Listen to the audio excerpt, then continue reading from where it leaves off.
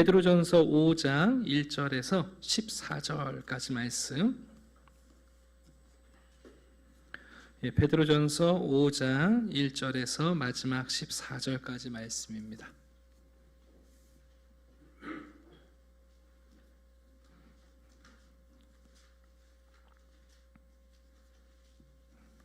신약성경 382면입니다. 한 절씩 교독하겠습니다. 너희 중 장로들에게 권하노니 나는 함께 장로된 자요 그리스도의 고난의 증인이요 나타날 영광에 참여할 자니라.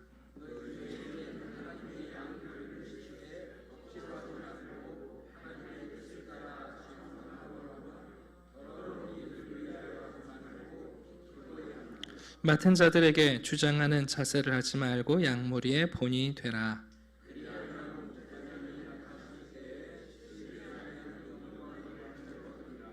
젊은 자들아 이와 같이 장로들에게 순종하고 다 서로 겸손으로 허리를 동이라.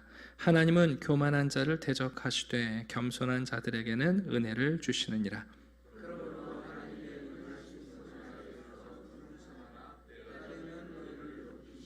너희 염려를 다 주께 맡기라. 이는 그가 너희를 돌보심이라.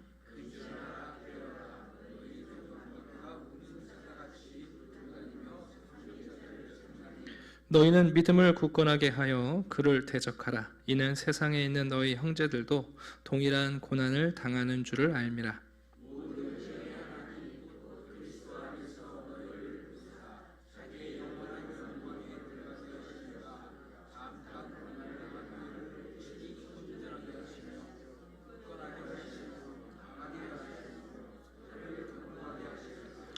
권능이 세세 무궁하도록 그에게 있을지어다. 아멘.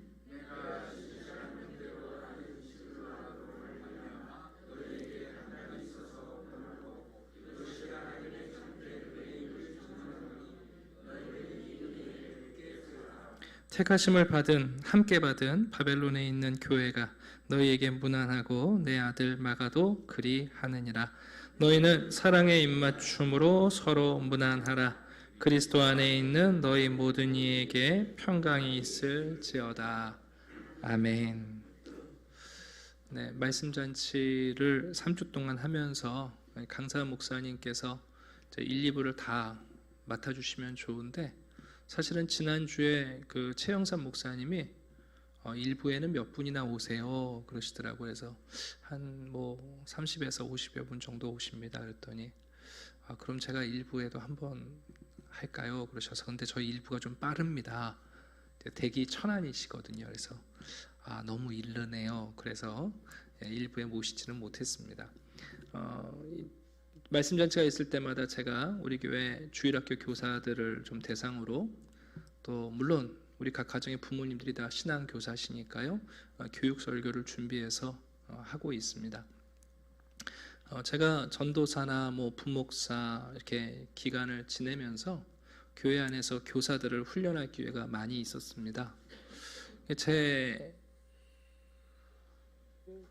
마음속에는 대체 교회 안에서 우리가 하는 신앙교육과 일반적으로 있는 관습적인 세상에 있는 다양한 교육기관에서 하는 그런 관습적 교육과의 차이가 뭘까? 결국 우리가 교회 안에서도 교사라고 부름을 받고 학생들과 성도들을 교육하는데 대체 그 차이점이 뭔가 이제 거기에 늘 제가 관심을 기울여 왔습니다. 그래서 이제 오늘 이제 3주째 말씀을 전하는데 대단원의 막을 내리면서 잠깐 요약을 좀 해보면 여러분 신앙교육의 대상은 단순히 무지한 자가 아니죠. 세상에서는 지식이 부족한 사람들에게 지식을 가르치고 기능이 아직 완숙되지 않은 사람들에게 기능 훈련을 합니다. 자격이 없는 사람들에게 자격증을 부여하는 훈련을 하죠. 그러나 여러분 잠언에 의하면 신앙교육은 세 가지 대상을 향해서 교육을 합니다. 첫 번째는 무지한 자죠. 하나님이 없다고 하는 어리석은 사람입니다. 두 번째는 하나님보다 자기가 더 뛰어나고 탁월하다고 생각하는 거만한 사람. 세 번째는 끝까지 하나님이 계신 게 증거가 나타나고 자기의 어리석음이 드러나도 끝까지 고집을 버리지 않는 미련한 사람들을 향한 교육이 신앙 교육이죠. 여러분, 이것은 불신자들을 얘기하는 게 아니에요. 이미 교회 안에 있는 우리들도 까딱하면 어느 순간 하나님이 없다 할 수 있고, 어떤 영역에서는 내가 하나님보다 지혜롭다 생각할 수 있고, 그리고 끝까지 고집 피우면서 미련하게 일을 망칠 수 있어요. 성경을 묵상한다는 것, 하나님의 말씀을 묵상한다는 것은 다시 말하면 하나님이 계신 것, 그리고 하나님의 지혜를 존중하고 하나님의 말씀의 훈계를 받는 겁니다. 그래서 잠언은 우리에게 어떤 사람이 어리석어지고 지혜로워지는 것은 한 번의 선택이 아니라는 거예요. 가전제품은 한 번 선택하시면 10년 괜찮지만, 신앙은 여러분 한 번의 선택으로 결정지는 게 아니라 우리가 날마다 매 순간 누적되고 퇴적된 것이 우리의 지혜로 드러난다고 말씀을 드렸어요. 예수님 말씀하신 것처럼 생명의 길을 걷는 사람과 사망의 길을 걷는 사람, 결국은 반석 위에 집을 짓는 사람과 모래 위에 집을 짓는 사람, 그래서 결국은 잔치 자리가 달라지는 거죠. 반석 위에 집 지은 사람은 정말 잔치할 수 있지만, 여러분 생명의 길을 걷다가 모래 위에 집을 지은 사람은 잔치하다가 지붕이 무너진다고요. 그게 이제 우리가 신앙교육을 하는 대상이라고 말씀을 드렸습니다. 그런 면에서 교육을 하실 때 세 가지 전제가 있다고요. 어떤 사람들을 대할 때, 학생들을 대할 때 백지다. 여러분, 기독교는 그렇게 말하지 않아요. 또 내가 잘 빚어내면 내가 원하는 대로 조성될 것이다. 토기장이형 교사가 아니라 우리는 하나님이 각 사람의 존재 방식을 다르게 지었다고 우리는 믿어요. 그래서 마치 정원사가 다양한 식물들을 가꾸듯이 정말 한 아이 한 아이, 또 한 자녀 자녀를 우리가 정원사의 심정으로 양육해가는 것, 그게 여러분 신앙교육의 자세라고 말씀을 드렸습니다. 하나님의 말씀을 묵상한다는 것은 무엇이냐? 첫 번째, 우리들의 모든 경험을 위대한 감정으로 바꾸는 거예요. 까딱 잘못하면 우리는 하나님을 절반의 하나님만 믿을 수 있어요. 긍정적인 하나님, 좋은 하나님. 그러나 그렇지 않다고요. 시편을 보면 슬픔 중에도 하나님을 경험할 수 있고, 심지어 원수의 압제에서도 여러분 우리 하나님 경험할 수 있습니다. 그러니까 우리의 모든 경험과 모든 감정 속에서 하나님을 경험해 가는 것이 큰 하나님을 경험하는 위대한 감정을 훈련하는 거다 말씀을 드렸어요. 그리고 우리가 실패할 가능성이 있음에도 불구하고 용기를 내는 거 필요하다고 말씀드렸어요. 하나님은 완전하시지만 여러분 우리는 완전하지 않아요. 그러니까 우리가 100%의 성공이 보장될 때만 어떤 일을 한다 그러면 우리 아무것도 못해요. 신앙은 온전하신 하나님을 믿고 불완전한 나의 선택, 때로는 실패할 수 있음에도 불구하고 그 길에 용기를 내는 게 여러분 신앙이에요. 요즘 이제 우리 내년에 고3들이 많아서 조만간 중고등부 설교를 제가 한두 번 하려고 준비하는데, 옛날에 진로 교육이라는 건, 진학 교육은 너 뭘 제일 잘하니? 그거를 발견해서 그 아이에게 그 길을 찾아주고 또 그 길을 잘 걸어가는 게 진학 지도였어요. 근데 여러분 최근에 통계에 의하면 한 사람이 평균 5번의 직업을 갖는데요. 5가지. 여러분은 어떠세요? 네. 그러니까 하나의 직업을 갖고 평생 사는 게 아니라 보통 5종류의 직업을 갖는다는 거예요. 그래서 요즘 여러분 젊은이들에 대한 진학 지도는 스타일이 틀려요. 너 잘하는 게 뭐니? 하나 말고 네가 좋아하는 거 여러 가지를 좀 다 말해봐라. 그럼 아이들이 뭐도 좋아하고 뭐도 좋아하고 뭐도 좋아하고 뭐도 좋아하고 뭐도 좋아한다고 그러잖아요. 그러면 최근에 진학 지도는 그러면 뭘 먼저 할까? 그거 가르쳐 주는 거예요. 다 할 수 있다. 너는 평생 이제 앞으로 100세인데 너 앞으로 이 5가지를 다 해야 되는데 뭘 먼저 할까? 그리고 그거를 해서 그 다음에 뭘 하면 이어질까? 이게 여러분 지혜로운 진학 지도예요. 그러니까 17세기형 자녀들의 진로를 생각하고 계신 부모님들이나 교사들이 있다면 그거 우리가 굉장히 도태된 생각 갖고 있는 거예요. 우리의 자녀들은 평생 적어도 5번 직업을 바꿀 거예요. 그런 지금 아이들이 좋아하는 모든 것을 다 할 수 있어요. 운동선수를 하다가 교수가 되시는 분들이 있고, 그러다가 컨설팅 하시는 분들이 있고요. 마지막에는 관련 운동기구 판매하면서 끝나시는 분들이 있어요. 벌써 우리 성도님들도 그러시거든요. 성도님들도 평생 하셨던 직장에서 조기 은퇴하시면 또 뭔가를 준비하셔서 다른 거 하시잖아요, 여러분. 제가 이런 얘기를 왜 하는가? 우리에게 여러분 신앙 안에서 여유와 인내가 필요해요. 하나님은 우리를 재촉하시지 않습니다. 광야에서 저 같으면 40년 안 기다렸을 것 같은데 하나님은 여유가 있으세요. 그리고 마지막 한 가지 말씀드렸습니다. 신앙교육은 어쩔 수 없이 우리가 요구하는 게 아니라 성장해 가는 사람들이 경계를 요구하고 그 한계를 뛰어넘어가는 것을 통해서 확장되어져 가는 거예요. 그래서 첫 번째 말씀드렸어요. 신앙교육의 대상은 우리 모두예요. 왜? 우리도 어리석어질 수 있고 거만해질 수 있고 미련해질 수 있으니까. 그래서 여러분 말씀 묵상, 하나님의 말씀을 계속해서 들어가며 하나님을 인정하고 하나님의 지혜를 깨닫고 하나님을 존중하는 것이 얼마나 중요한지 몰라요.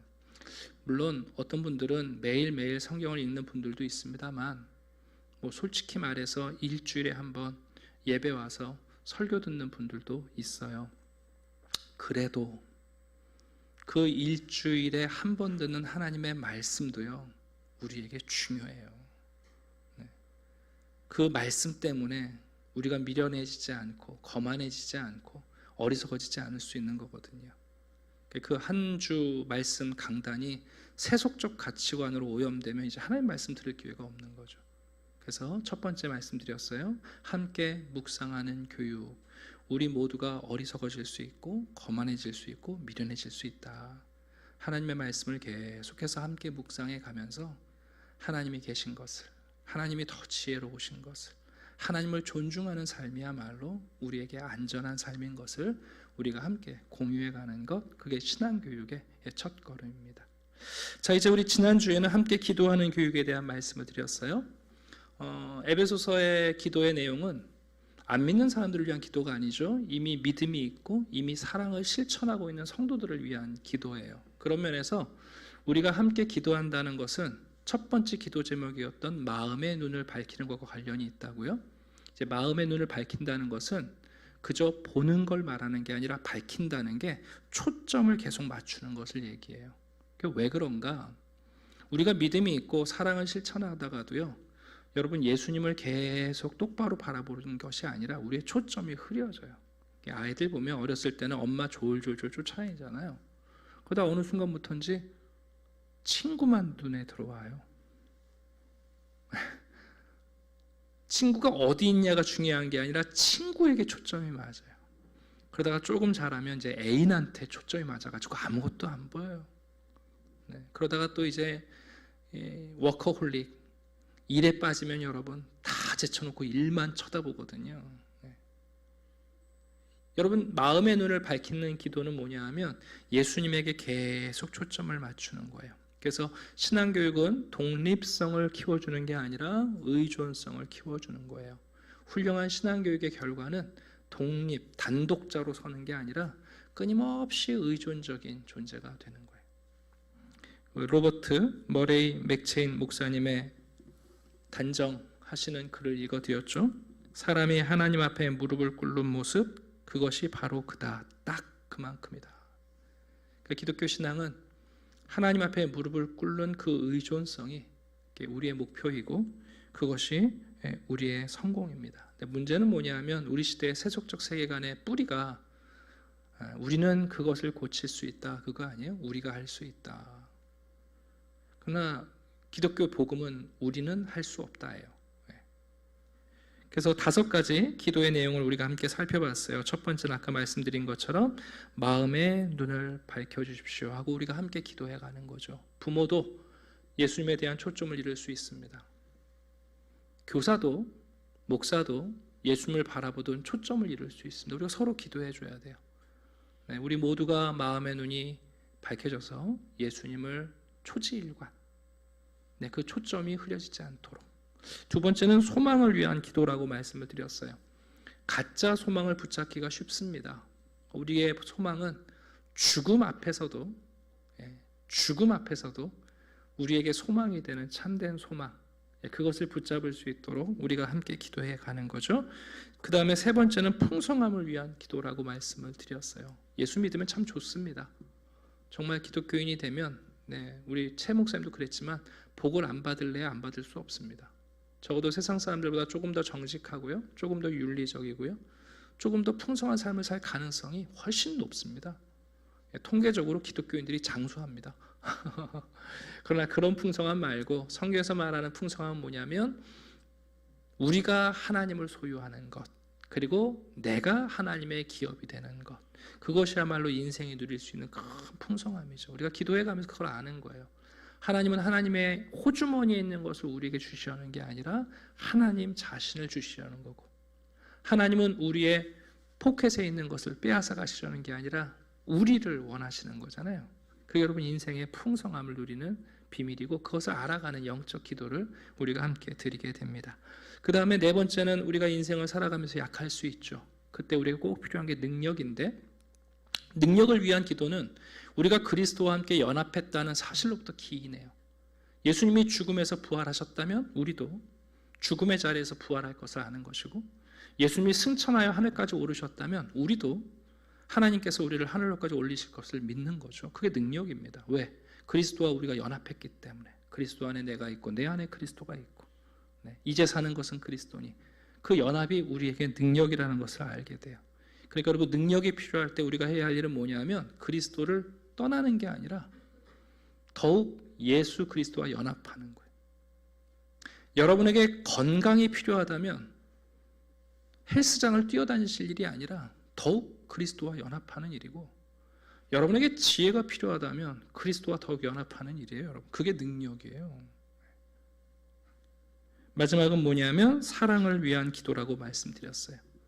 그리스도의 사랑은 한계가 없죠. 우리가 그리스도의 사랑을 알게 될 때 얼마나 그 사랑이 넓은지 인류를 포용하시는 것을 봐요. 여러분, 이슬람도 뭐 대단한 종교고 유대교도 대단한 종교죠.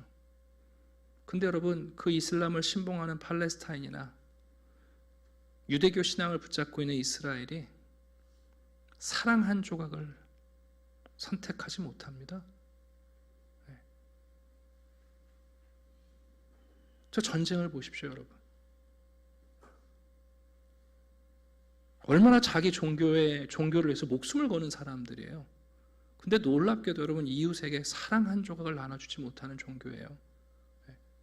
여러분, 그리스도의 사랑의 넓이는 모든 인류를 포용합니다. 그리스도의 사랑은 얼마나 긴가요? 우리를 선택하시고 사랑하시되 영속적인 영원한 사랑 아닙니까? 그 사랑을 알아가는 거죠. 그리스도의 사랑은 또 얼마나 깊습니까? 가장 추악하고 극한 죄인이라도 그 죄인을 위해 우리는 사도신경에 포함하지 않습니다만 지옥에까지 복음을 선포하신 신앙 고백을 하기도 하지 않습니까? 그런가 하면 여러분, 하나님의 사랑은 또 얼마나 높습니까? 그분이 하늘에 오르셨을 뿐만 아니라 우리를 하나님의 품으로 데려가는 그 포괄적인 사랑을 우리가 알아가는 기도, 그 기도를 통해서 우리는 우리의 초점이 예수님을 향하여 흐려지지 않는 시간을 갖게 돼요. 참 중요한 겁니다. 이제 오늘은 세 번째인데요, 이제 함께 동행하는 교육, 제가 이렇게 제목을 붙여봤습니다. 오늘의 주제는 우리가 교육하는 현장을 바르게 이해하려는 거예요. 무슨 얘기냐면 일반적인 세상의 관습적 교육은 학제로 구성되어 있어요. 그러니까 선생님하고 학생들은 1년 생활하고 나면 다음에는 반이 바뀌어요. 물론 한 번 만난 선생님을 평생 스승으로 우리가 기억하고 도움을 받는 경우도 있습니다만 사실 매우 드물죠. 기껏해야 대학에도 4년 동안 교수님 밑에서 배우고 나면 학제가 끝나요. 신앙교육은 좀 독특하죠. 우리 교회도 감사하게 과거에 가르쳤던 제자들이 이제는 교사가 돼서 중고등부에서 함께 교육하고, 그죠? 초등부에서 함께 옛날에 선생님이었던 분과 학생이었던 성도들이 함께 교사하는 경우들이 있잖아요. 여러분, 기독교의 교육의 현장, 교실이 달라요.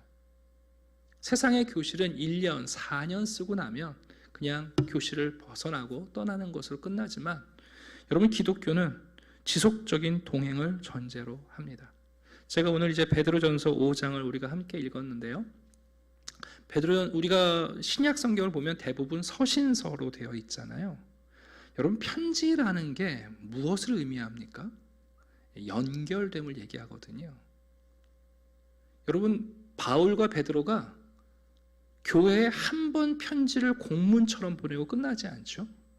네, 물론 우리가 지금 신약 성경에 있는 편지들은 한 열 몇 편의 편지에 불과합니다만 사도들과 교회가 지속적으로 편지를 주고받죠.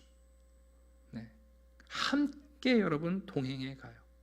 내가 개척했으니까 끝, 졸업 이런 거 없고 바울이 사역을 하고 빌립보, 에베소 교회가 계속 세워져 갈 때 계속해서 편지를 주고받고, 그리고 그 편지에 항상 말미에 보게 되면 성도들과의 함께 동행하는 모습이 담겨 있어요. 우리 한번 1절 잠깐 볼까요? 여러분, 베드로는 위대한 사도 아닙니까? 어떻게 교회 안에 있는 장로들이나 목사하고 베드로가 비교가 될 수 있겠어요? 그런데 여러분, 베드로가 이렇게 말해요. 너희 중 장로들에게 관하노니 나는 함께 장로된 자요.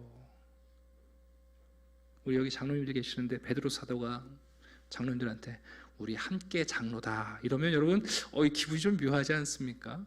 이게 뭐냐면 함께 동행하는 신앙 교육의 길이죠.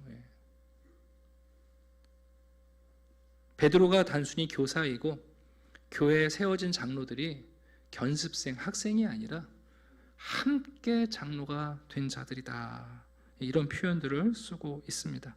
또 오늘 본문을 보시게 되면 9절 같은 데도 이렇게 되어 있어요. 너희는 믿음을 굳건하게 하여 그를 대적하라. 이는 세상에 있는 너희 형제들도 동일한 고난을 당한다. 고난의 현장에 있는 사람들에게 우리가 함께 고난을 당하는 사람들이다 하고 표현하고 있습니다. 그런 면에서 여러분, 관습적인 교실과 신앙교육이 구체화되는 우리의 가정이나 교회의 현장은 매우 다릅니다. 딱 결론적으로 말씀드리면 여러분, 교실에서는 두 가지 일이 벌어져요. 첫 번째는 선생님의 권위를 모방하는 일이에요.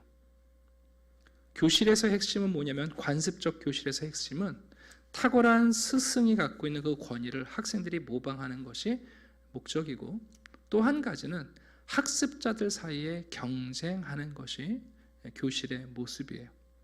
그러나 신앙교육의 현장인 교회와 우리의 가정에서는 모방이 아니라 하나님의 사랑을 수용하고, 그리고 경쟁하는 것이 아니라 서로를 섬김으로 우리는 신앙을 배워갑니다. 전혀 다르죠.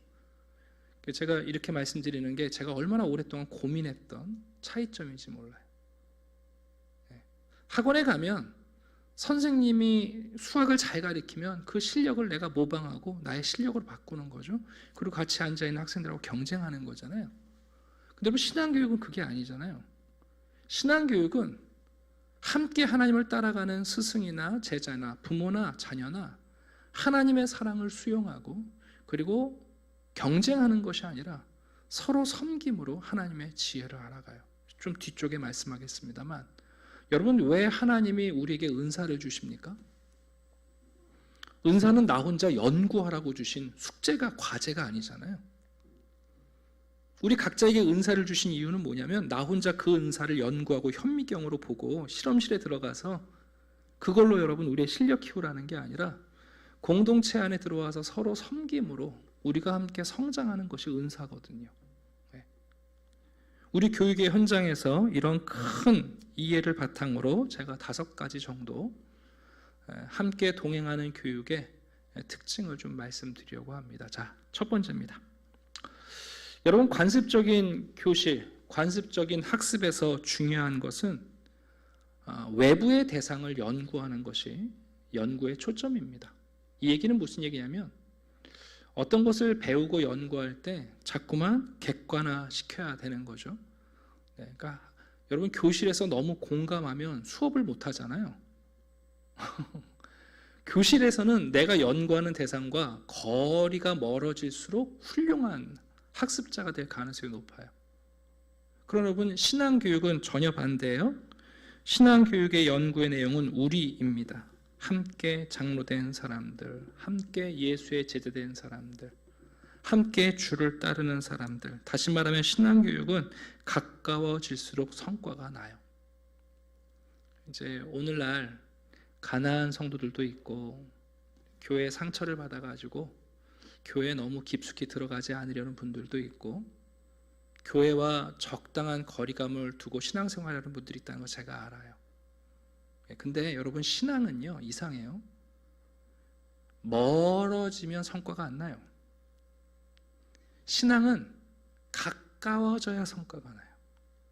근데 세상 교육은 안 그렇습니다. 여러분 연구자들이요, 내가 연구하는 내용과 거리감을 둘수록 객관적 연구를 통해서 많은 지식과 정보를 얻지만 신앙은 아니에요. 신앙은 예를 들면 신학 공부를 할 때 여러분 성경책과 내가 거리가 멀어지면 여러분 신학을 잘하는 사람이 아니에요. 하나님께 가까이 가서 경건성을 가지고 연구하는 사람들이 하나님을 아는 것이고 하나님의 능력을 경험하는 거죠.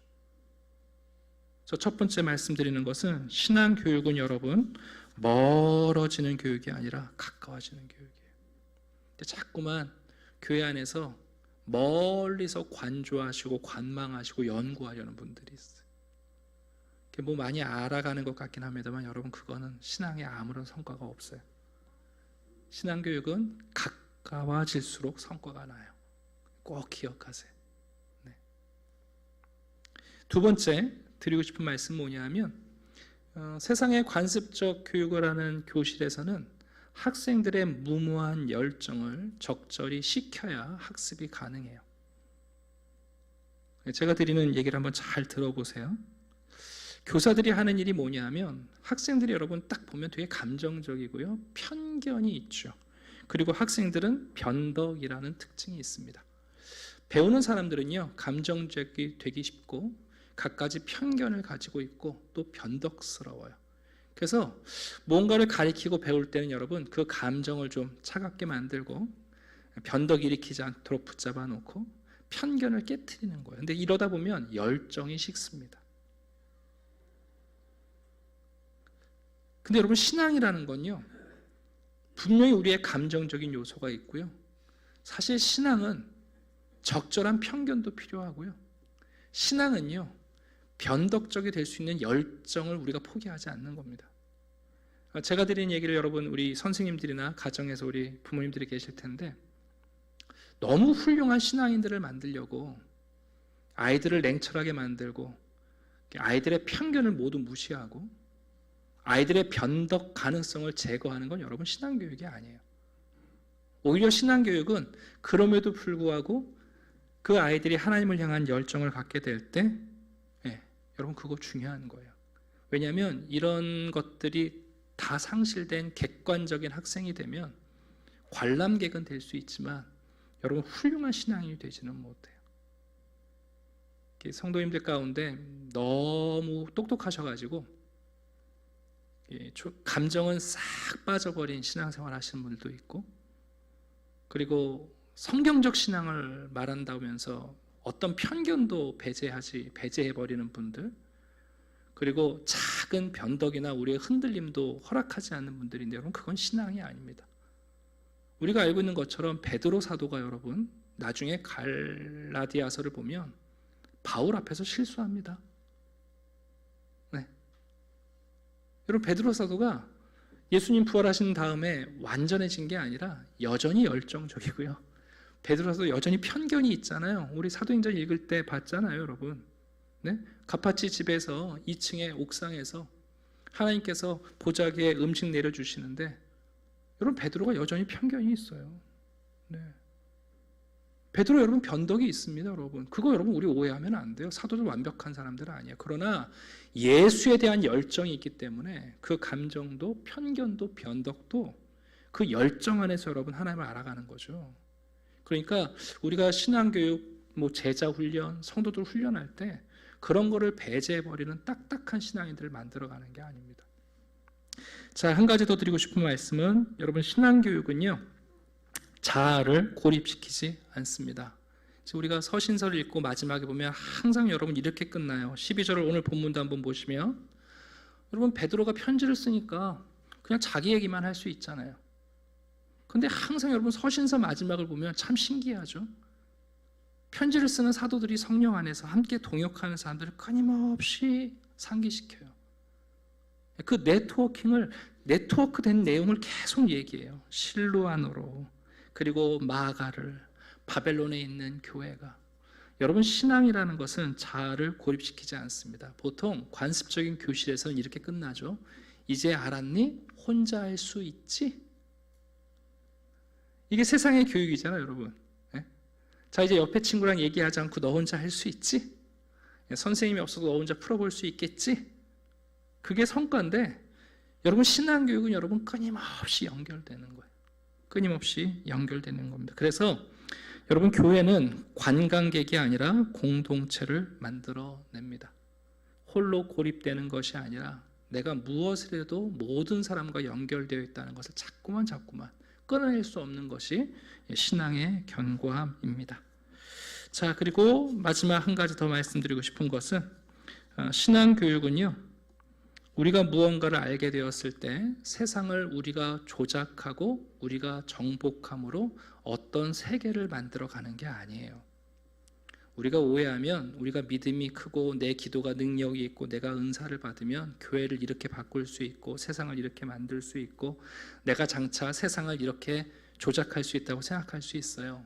세상을 정복하는 게 여러분 기독교 신앙이라고 생각하는데 절대 그렇지 않습니다. 기독교 신앙은 오히려 세상을 정복하기를 소망하는 게 아니라 하나님의 진리 안에 우리가 정복되는 것을 깨닫기를 원하는 거예요. 그래서 성도들은 결국 은혜로 하나님이 온전하게 하시는 세상을 받는다는 것을 우리가 알게 됩니다.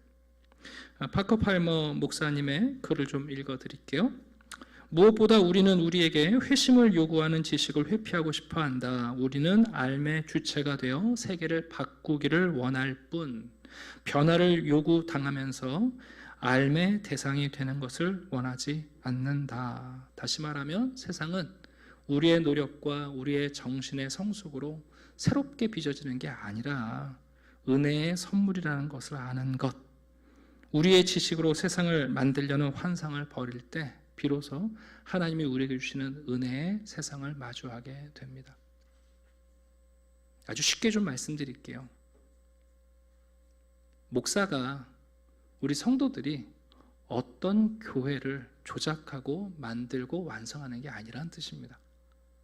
여러분, 신앙을 우리가 배워가고 훈련하고 은혜를 누리게 되면 우리가 생각하지 못했던 가정을 우리가 받고요, 내가 꿈꾸지 않았던 자녀들을 받고요, 내가 기대하지 않았던 공동체를 만나는 거거든요. 그게 은혜라는 것을 아는 겁니다. 오늘 본문도 보시게 되면 이렇게 돼 있어요. 6절 한번 볼까요? 하나님의 능하신 손 아래에서 겸손하라. 때가 되면 너희를 높이시리라. 여러분, 사도들 가운데 그 누구도 너희들 하나님의 기술과 믿음을 습득해서 세상을 이렇게 바꿔라, 교회를 이렇게 바꿔라, 여러분 그렇게 말하지 않습니다. 우리가 겸손하게 기다리면 하나님이 때가 되면 우리를 높이시고 우리를 온전케 하시고 우리를 완성한다는 거예요. 그게 10절의 고백 아닙니까? 모든 은혜의 하나님 곧 그리스도 안에서 너희를 부르사 자기의 영원한 영광에 들어가게 하신 이가 친히 우리와 함께 동행하시는 거죠. 너희를 친히 온전하게 하시며 굳건하게 하시며 강하게 하시며 털을 견고하게 하시리라. 신앙교육은 바로 이 친히, 하나님은 우리와 함께 동행하시면서 우리를 온전하게 굳건하게 강하게 견고하게 하시는 것처럼 우리도 내가 배우는 자가 되었던 가르치는 자가 되었든지 간에 우리의 신앙의 현장에서 함께 동행해 가면서 하나님의 은혜 안에서 만들어져 가는 겁니다. 저는 3주 동안 큰 3가지 주제의 말씀을 드렸어요. 우리도 어리석어지고 거만해지고 미련해질 수 있습니다. 하나님의 말씀을 계속해서 묵상해 갈 때 우리가 하나님을 인정하고 하나님의 지혜를 의지하고 하나님을 존중하게 됩니다. 이미 믿고 사랑을 실천하고 있지만 그리스도에 대한 초점이 흔들릴 수 있습니다. 그래서 우리에게는 우리의 마음의 눈을 밝혀주시는 지혜와 계시의 영을 주시는 그 기도 의존성이 필요합니다. 네. 내 시력을 잃고 또 흔들리려고 할 때 우리가 또 함께 기도하는 거죠. 내가 하나님 안에 있는 풍성함을 놓쳤다. 네. 내가 하나님의 사랑을 또 제대로 보지 못했다. 네. 내가 그리스도의 능력을 오해했다. 그리고 자꾸만 예수님을 보게 되는 거예요. 그리고 가장 중요한 것은 뭐냐면 우리는 함께 이 길을 걸어갑니다. 세상의 교육은 1년 학제 끝나면 끝일지 모르지만 여기 있는 우리 모두는 누군가의 스승이면서 또 우리 모두가 누군가에게 배우는 학습자입니다. 교회의 신앙교육은 그래서 함께 가는 겁니다.